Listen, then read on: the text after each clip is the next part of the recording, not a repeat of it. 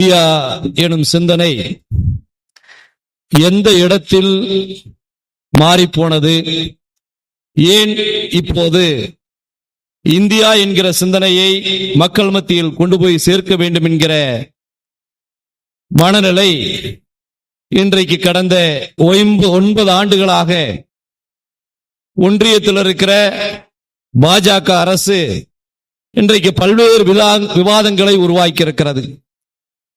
India என்கிற சிந்தனை தேசபக்தி அடிப்படையில் பாஜக, RSS, சங் பரிவார் இயக்கங்கள் எல்லாம் மக்கள் மத்தியில் எடுத்து சொல்லும்.